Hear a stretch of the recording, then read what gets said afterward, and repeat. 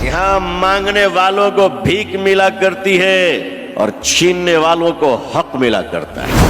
भाइयों, चुनिया बेगम और नाजुक मिजाजी के दौर से निकलो। मेरे पास ऐसे जुमले हैं, मेरे पास ऐसे अशार हैं जो मैं बोलकर आपको वाह वाह करने पर मजबूर कर दूं, मगर मैं ऐसी बात करना नहीं चाहता, इसलिए कि गुलाब की पत्तियों पर मैं गुफ्तगू इसलिए नहीं कर सकता कि मेरे जहनों में मेरी कौम की लाशें और बारूद की महक टहल रही है। मैं चाहता हूं कि आपके दिल को चोट लगे और ये टिस आपको सोने ना दे, आपको तड़पने पर मजबूर कर दे, इसलिए कि जिंदा कौमें जब बिस्तर पर बेचैन हुआ करती है तो मुसल्लों पे खड़े होकर खुदा को मनाती है और दिन के उजालों पे सवारी पर चढ़कर वो इस निजाम कायनात को फतह किया करती है। अभी सब्सक्राइब करें तहफ़्फ़ुज़-ए-दीन मीडिया।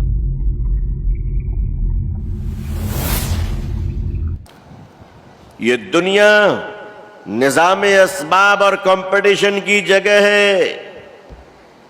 यहां मांगने वालों को भीख मिला करती है और छीनने वालों को हक मिला करता है। मेरी कौम के लोगों, आप तय कीजिए, पिछले 70-75 साल हमारे गुजर गए, हमने काम किया, इसमें कोई दो राय नहीं है, मगर वो काम सिर्फ अपने जीने के लिए किया था।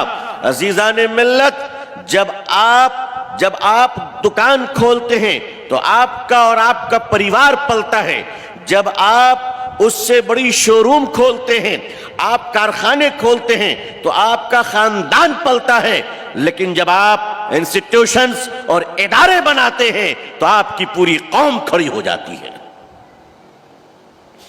चीन में कहावत है कि अगर 1 साल में प्रॉफिट चाहिए तो खेती का काम करो, 10 साल में प्रॉफिट चाहिए तो दरख्त पेड़ पौधे लगाओ, फलों के बागात लगाओ, और अगर 1000 सालों की प्लानिंग करनी हो तो इदारे तैयार करो, इदारे तैयार करो। मुझे माफ कीजिएगा, आप सब नवाबी शहर के लोग हैं, हैदराबाद, मगर हैदराबाद के बारे में मेरी अपनी राय यह है कि हिंदुस्तानी मुसलमानों में सबसे जिंदा शहर है माशाअल्लाह। ये मैं इसलिए नहीं कह रहा हूं कि मुझे आपसे चंदा लेना है, नहीं, बिल्कुल नहीं। मैं इसलिए कह रहा हूं कि आपको आपकी जिम्मेदारियों का एहसास दिलाना है। इन सेठों के, मालदारों के दिमाग खराब कर दिए चंदा लेने वाले सफीरों ने।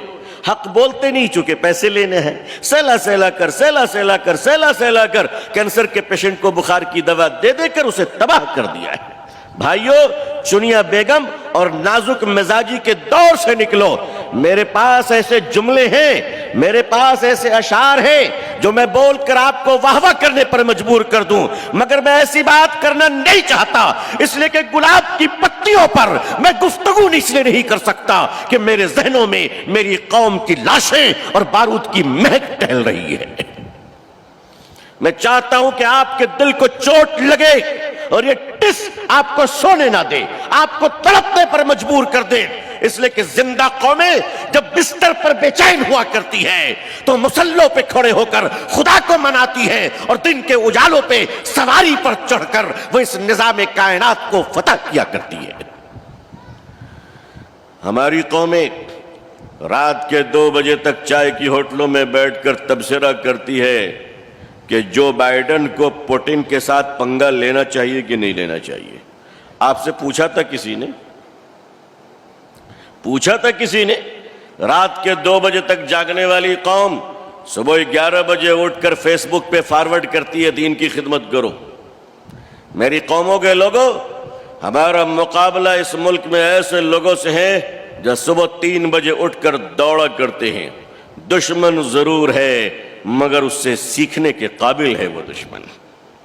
वह दुश्मन जरूर है मगर उसकी खूबियां समझने की जरूरत है। मुसलमानों, जो कौमें 3 बजे उठकर मेहनत करती है उस कौम का मुकाबला सुबह 10 बजे उठने वाली कौम कभी नहीं कर सकती, चाहे वो औलिया अल्लाह के नाती और पोते क्यों ना हो जाए। अजीजान मिल्लत, मेहनत करने वाली कौम का मुकाबला बद्दुआओं से नहीं की जाती है, दुआओं से की जाती है, मेहनत से की जाती है, कोशिशों से की जाती है। निस्बतें तभी काम आती हैं جب نسبت کی حیثیت اس کے اندر موجود ہو. شیر کا بچہ شیر تبھی کہلائے گا جب وہ شکار کرنا جانتا ہو. اگر شکار ہو جائے تو وہ گیدڑ کہلاتا ہے، شیر نہیں کہلایا کرتا. GS